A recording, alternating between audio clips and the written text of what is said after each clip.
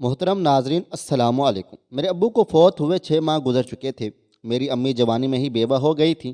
جب امی مجھے لے کر نانی اماں کے گھر جانے لگیں تو چچا نے ہمیں روک لیا تھا اور امی سے کہا تھا کہ آپ میرے مرحوم بھائی کی بیوی ہیں، آپ کا خیال رکھنا میرا فرض ہے۔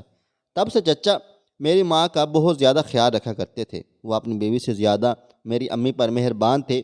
یہی وجہ تھی کہ چاچی میری ماں پر شک کرتی تھی کہ ان کا میرے چچا سے کوئی چکر ہے، اور پھر چچی نے ہماری زندگی جہنم بنا دی تھی۔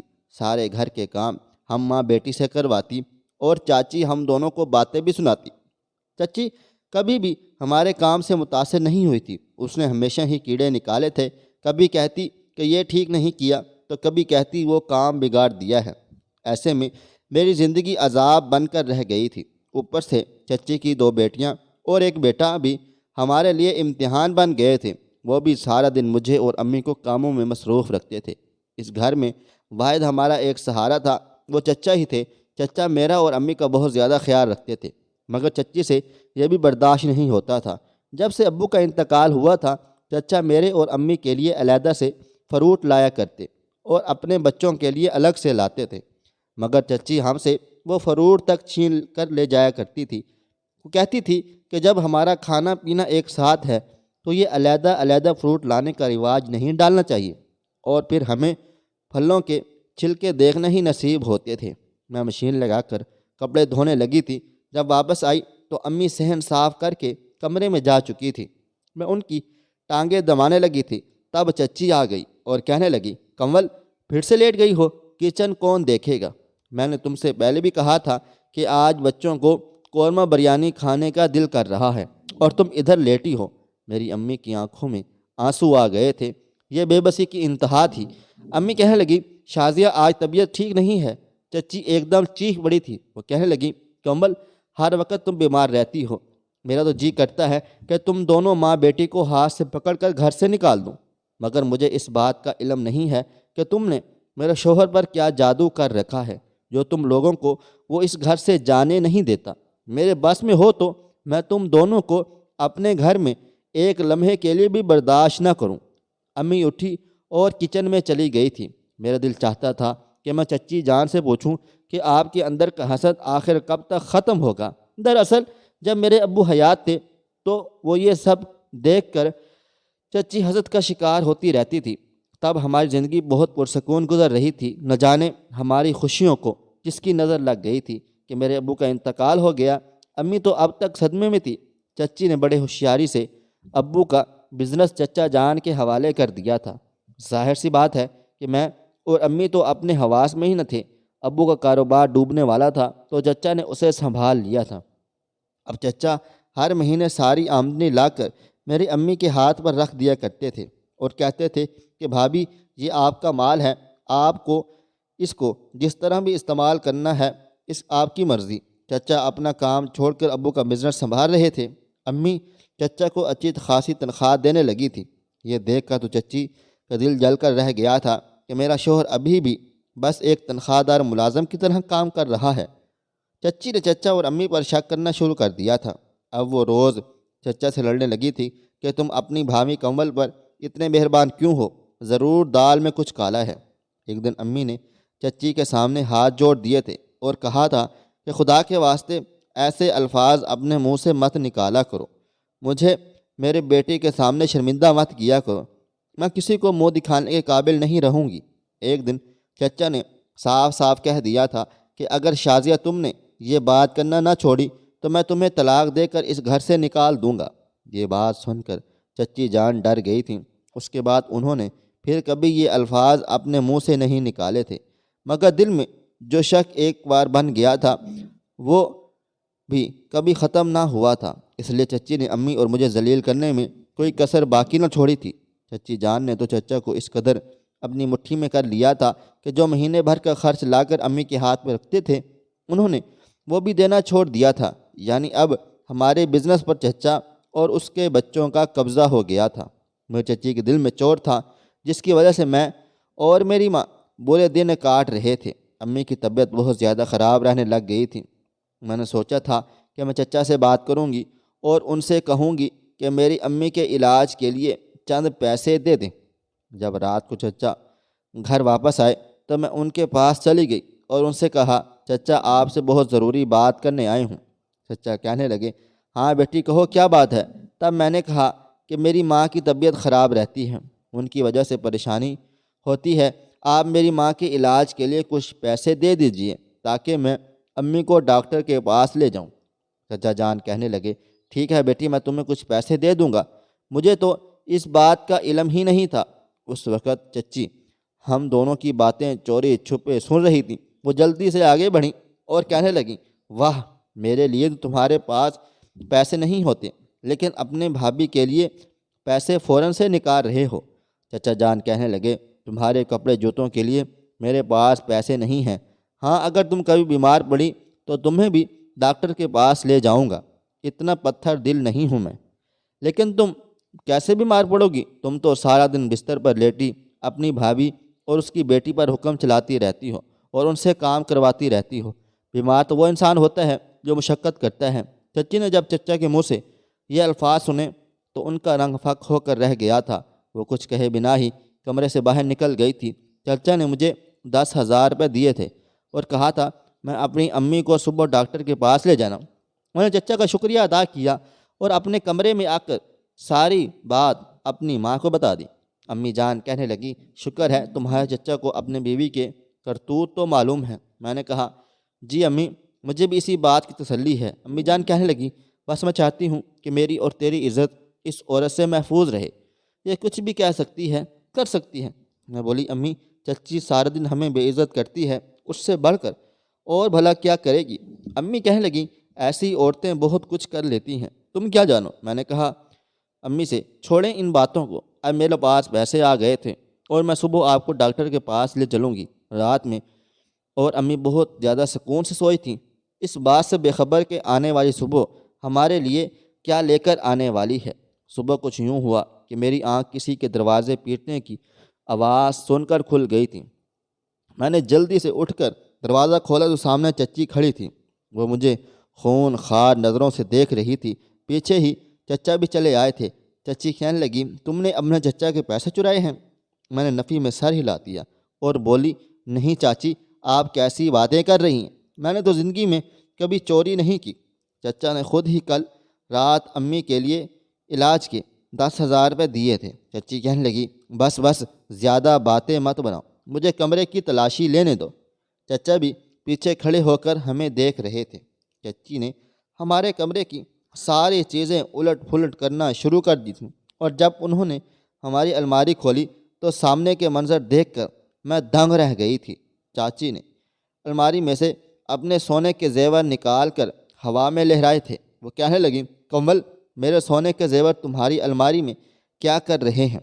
امی تو یہ سب دیکھ کر گھبرا گئی تھیں، جلدی سے آگے بڑھیں اور دونوں ہاتھ چچی کے سامنے جوڑ دیے اور کہنے لگیں، شازیہ، مجھے علم نہیں ہے کہ یہ کہاں سے آئے ہیں۔ چچی کہنے لگی، اگر تم نے نہیں رکھے تو اس کا یہی مطلب ہے کہ تمہاری بیٹی زیور لے کر آئی ہے۔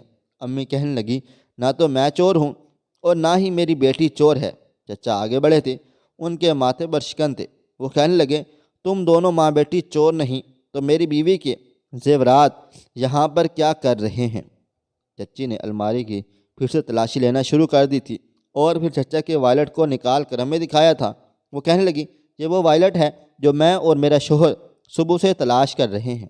مجھے 100% یقین تھا کہ جب رات کو تمہاری بیٹی ہمارے کمرے میں آئی تھی تو یہی لے کر گئی ہوگی۔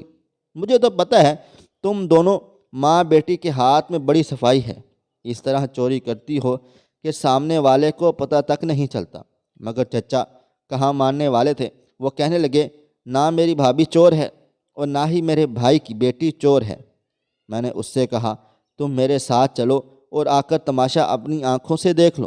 مجھے تو یہی لگتا ہے کہ یہ دونوں ماں بیٹی ہماری چیزیں لے کر یہاں سے فرار ہونے کا منصوبہ بنائی بیٹھی ہیں۔ چچا کا چہرہ سرخ ہو گیا تھا۔ وہ کہنے لگے، مجھے آپ دونوں سے اس چیز کی امید بالکل نہ تھی۔ چچی کہنے لگی، اب میں مزید ان دونوں چوریوں کو اپنے گھر میں نہیں رکھ سکتی۔ چچا چپ رہے تھے۔ چچی کہنے لگی، میں ابھی پولیس کو فون کر کے ان کو حوالات میں بند کرواتی ہوں۔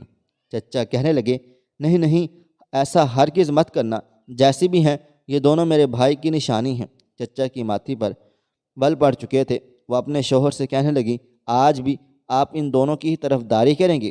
چچا چپ رہے تو چچی کہنے لگی، اگر تم چاہتے ہو کہ میں تمہاری بھابھی اور بھائی کی بیٹی پولیس کے حوالے نہ کروں تو انہیں گھر سے نکال دو، اب ان دونوں کے ساتھ نہیں رہ سکتی۔ چچا کا چہرہ اتر گیا تھا اور وہ آگے بڑھے اور امی سے کہنے لگے، بھابھی اب بات چوری تک آ گئی ہے، اگر آپ نے اور آپ کی بیٹی نے اس طرح حرکت نہ کی ہوتی تو شازیہ کی کبھی مجال نہ ہوتی کہ آپ کو اس گھر سے نکل جانے کا کہتی۔ غلطی اب آپ کی ہے اور آپ کی بیٹی کی ہے، میں شازیہ کو منع نہیں کر سکتا۔ ہماری بہتری اسی میں ہے کہ میں اس گھر سے چلی جاؤں تاکہ میری بیوی آپ کو پولیس کے حوالے نہ کرے۔ تب میری امی آگے بڑھی تھی اور وہ آج زندگی میں پہلی بار چچا کے سامنے بول رہی تھی۔ وہ کہنے لگی، جس گھر میں تم رہ رہے ہو یہ میرے شوہر نے بنایا تھا، احسان فراموشی کی بھی کوئی حد ہوتی ہے، مگر تم تو حد پار کر چکے ہو۔ تم نے میرے شوہر پر قبضہ کیا، میں چپ رہی، تم نے میرے شوہر کا سارا بزنس اپنے قبضے میں کر لیا تھا، تب بھی میں خاموش رہی، چپ رہی۔ تمہاری بیوی نے مجھ سے اور میری بیٹی سے ملازموں کی طرح کا رویہ رکھا، ہم سے پورے گھر کے کام کروائے، میں نے پھر بھی کبھی کچھ نہیں کہا۔ لیکن اب بہت ہو گیا، اگر اس گھر سے کوئی جائے گا تو وہ میں نہیں اور میری بیٹی نہیں، بلکہ تم اور تمہاری بیوی اور تمہارے بچے جائیں گے۔ میرے گھر سے نکل جاؤ۔ میری امی کی آواز بہت گرجدار تھی، مگر چچا کہنے لگے، بھابھی آپ کسی خوش فہمی میں رہ رہی ہیں، اگر میں نے آپ کے شوہر کا بزنس نہ سنبھالا ہوتا تو کیا وہ اس مقام پر ہوتا؟ بلکہ وہ تو کب کا ڈوب گیا ہوتا اور آپ یہ گھر بیچنے پر مجبور ہو جاتی، آپ کے پاس چھت بھی نہ رہتی۔ آپ دونوں ماں بیٹی پہلے بھی چوری کرتی رہی ہیں، ہمارا بہت سارا پیسہ غائب ہے، یقیناً وہ آپ نے ہی چوری کیا ہوگا۔ یہ باتیں سن کر چچی آگے بڑھیں اور انہوں نے پولیس کا نمبر ملا لیا تھا۔ وہ کہنے لگیں کہ آپ ہمارے گھر آ جائیں، ہمارے گھر میں چور ہیں۔ چچا کہنے لگے، بھابھی آپ نے تو اپنی زندگی گزار چکی ہیں، اب اپنی بیٹی کا ہی کچھ سوچیں، بہتری اسی میں ہے کہ آپ یہ گھر چھوڑ کر چلی جائیں۔ آپ کو نہیں پتہ کہ تھانوں میں کیا کیا سلوک ہوتا ہے۔ چچا نے امی کو اس قدر ڈرا دیا تھا کہ وہ اپنے اور میرے 2 جوڑے بیگ میں رکھ کر مجھے اپنے ساتھ لے کر روانہ ہو گئی تھی۔ میں اور امی بے بسی کی انتہا پر پہنچ گئے تھے۔ دل تھا کہ غم سے پھٹا جا رہا تھا۔ دکھ اس بات کا نہیں تھا کہ ہمیں ہمارے حق سے محروم کیا جا رہا تھا، جب سے ابا مرے تھے ہمیں کبھی کوئی حق ملا ہی نہیں تھا۔ اب تو اصل پریشانی اس بات کی تھی کہ ہمارے پاس رہنے کے لیے کوئی ٹھکانہ ہی نہیں تھا۔ امی کہنے لگیں، بیٹی اب ہم کہاں جائیں گے؟ جب سے ابو ہماری زندگی سے چلے گئے تھے چچی نے ہمیں کسی سے ملنے جلنے نہیں دیا تھا اور نہ ہی کسی کے ساتھ رابطہ رکھنے دیا تھا۔ اگر امی جان کی کوئی دوست ہوتی تو ہم اس کے گھر چلے جاتے۔ یوں ہی چلتے چلتے رات ہو گئی تھی۔ ہم اپنے شہر سے دور آ گئے تھے مگر کوئی بھی ٹھکانہ ہمیں نہیں ملا تھا۔ میں بھی خاموش تھی اور امی بھی خاموش تھیں۔ پھر رات ہو گئی، مرد ہم تنہا عورتوں کو عجیب نظروں سے دیکھنے لگے تھے۔ تب امی کہنے لگی، بیٹی ہم کیا کریں؟ میرے پاس کوئی جواب تھا ہی نہیں۔ ہم آگے پہنچے تو ہم ایک زیر تعمیر گھر نظر آیا۔ امی کہنے لگیں، یہ جگہ رات بتانے کے لیے بہت اچھی ہے، صبح ہم کہیں نکل جائیں گے۔ میں نے کہا، ٹھیک ہے امی، آ جائیں آپ، اس گھر میں چلتے ہیں۔ میں اور امی اس زیر تعمیر گھر میں داخل ہو چکے تھے۔ شکر اللہ کا کہ وہاں پر کوئی شخص موجود نہ تھا۔ میں اور امی زمین پر ہی بیٹھ گئے تھے۔ امی کے آنسو نکلتے جا رہے تھے۔ وہ کہنے لگی، بیٹی مجھے معاف کر دو، میرے ہوتے ہوئے تمہاری زندگی میں ایسا دن آ گیا ہے۔ امی آپ کا قصور نہیں ہے، آپ کو ہرگز شرمندہ ہونے کی ضرورت بھی نہیں ہے۔ اللہ تعالیٰ ان لوگوں سے حساب لے گا جو ہمیں اس حال تک پہنچانے کے ذمہ دار ہیں۔ امی خاموش رہی تھی۔ میں اور امی ایک دوسرے کے سامنے بیٹھی تھیں۔ خوف کے مارے نہ تو مجھے نیند آ رہی تھی اور نہ ہی امی کو۔ میں نے محسوس کیا تھا کہ امی کچھ بے چین سی ہے۔ وہ اٹھ کر کھڑی ہو جاتی تھیں، کبھی بیٹھ جاتی تھیں۔ میں آگے بڑھی اور بولی، کیا بات ہے امی، تھک گئی ہیں کیا آپ؟ امی نے نفی میں سر ہلایا تھا اور تب میں نے محسوس کیا کہ امی کا پورا وجود پسینے سے شرابور تھا۔ ان کے چہرے کی رنگت زرد پڑ گئی تھی اور پھر دیکھتے ہی دیکھتے وہ بے ہوش ہو گئی تھیں۔ میں بولی، امی کیا ہو گیا ہے؟ آپ کو آنکھیں کھولیں۔ مگر امی نے مجھے کوئی جواب نہ دیا تھا۔ وہ بے سود زمین پر گر گئی تھی۔ میرا دل دھک سے رہ گیا تھا۔ میں نے جلدی سے امی کے نبض کو ٹٹولا، وہ ابھی چل رہی تھی۔ مجھے معلوم تھا میری امی دل کی مریضہ ہے۔ اور ڈاکٹرز نے ایسے حالات میں امی کو زبان کے نیچے رکھنے والی گولی کا کہا تھا۔ میرے پاس اس وقت وہ گولی موجود نہ تھی۔ میں نے امی کو وہیں پر لٹایا اور خود بھاگتے ہوئے باہر نکل گئی تھی۔ میں جلد از جلد قریبی فارمیسی پر پہنچنا چاہتی تھی تاکہ وہاں سے امی کے لیے گولیاں لے آؤں۔ میرے پاس پیسے بھی موجود نہ تھے، مگر مجھے یقین تھا کہ ایسے حالات میں اللہ تعالیٰ میری مدد ضرور کرے گا۔ میں بھاگتی جا رہی تھی اور پھر میں نے محسوس کیا کہ میرے پیچھے 2 آوارہ لڑکے لگ چکے ہیں۔ میرا دل بہت تیزی سے دھڑکنے لگا تھا۔ وہ کہنے لگے کہ تم یہاں سے بھاگ کر کہاں جا رہی ہو؟ تمہارے پاس فرار ہونے کی کوئی بھی راہ نہیں ہے۔ ایسا کرو کہ رک جاؤ، ہمیں مت تھکاؤ۔ میں ان کی باتیں سن کر مزید ڈر گئی تھی اور اپنی دوڑ مزید تیز کر لی تھی، مگر وہ بھی کہاں رکنے والے تھے، وہ بھی میرے پیچھے ہی بھاگتے آ رہے تھے۔ میں نے آیت الکرسی کا ورد کرنا شروع کر دیا تھا اور ساتھ ہی ساتھ دعائیں کرتی جا رہی تھی کہ یا اللہ، میری ماں بیمار ہے، مجھے ان لوگوں سے بچا لے۔ میرا ڈر سے برا حال ہو رہا تھا، ٹانگیں کانپ رہی تھیں، مگر وہ لڑکے تو میرے پیچھے ہی آتے جا رہے تھے۔ تبھی مجھے سامنے قبرستان نظر آیا تھا۔ وہ قبرستان دیکھ کر میرا دل دھک سے رہ گیا تھا۔ میں رات کے اس پہر قبرستان میں داخل نہیں ہونا چاہتی تھی، مگر مجھے اپنی عزت بچانے کے لیے یہ بھی کرنا پڑ گیا تھا۔ میں قبرستان میں داخل ہو گئی تھی اور مجھے امید تھی کہ یہ آوارہ لڑکے یہاں سے واپس چلے جائیں گے، کیونکہ رات کے اس پہر لوگ قبرستان جانے سے ڈرتے ہیں۔ مگر یہ دیکھ کر تو میری حیرت کی انتہا نہ رہی کہ وہ دونوں لڑکے میرے پیچھے قبرستان میں بھی آ گئے تھے۔ اب مجھے یہاں کون بچانے والا تھا؟ تبھی مجھے ایک ٹوٹی ہوئی قبر نظر آئی۔ میں ان آوارہ لڑکوں کی نظروں سے اوجھل ہونے کے لیے اس ٹوٹی ہوئی قبر میں اتر گئی تھی۔ میرا دل زور زور سے دھڑک رہا تھا، ایسے لگ رہا تھا کہ جیسے میں ابھی مرنے والی ہوں، اور مجھے ان دونوں لڑکوں کے قدموں کی آوازیں آتی جا رہی تھیں، اور ساتھ ہی ساتھ وہ ایک دوسرے سے ہم کلام بھی ہوتے تھے۔ اگر یہ لڑکی مل گئی تو اس کو ہم نے چھوڑنا نہیں ہے۔ یہ باتیں سن کر تو میں مزید گھبرا گئی تھی۔ پھر وہ دونوں لڑکے قبرستان میں تلاشی کرتے رہے تھے، لیکن میں انہیں کہیں بھی نہ ملی تو وہ واپس چلے گئے تھے۔ میں نے اپنی سانسیں برابر کرنے لگی تھی۔ جب میں قبر سے باہر آنے لگی تو میرا ہاتھ کسی شے پر پڑا تھا۔ میں اچھل گئی تھی، پریشان ہو گئی۔ ایسا لگا شاید کسی مردے پر میرا ہاتھ پڑا ہے، مگر پورے چاند کی روشنی میں مجھے نظر آیا ایک سفید کپڑے میں کوئی چیز بندھی ہوئی ہے۔ میں نے ارد گرد دیکھا تو کوئی بھی نہیں تھا۔ میں نے جب اس کپڑے کو کھولا تو اس میں مجھے ڈھیروں زیورات نظر آئے تھے۔ اتنے زیورات دیکھ کر تو میں دنگ رہ گئی تھی، پریشان ہو گئی تھی۔ زیورات کے ساتھ ہی چند کاغذات بھی پڑے ہوئے تھے اور کچھ پیسے بھی تھے۔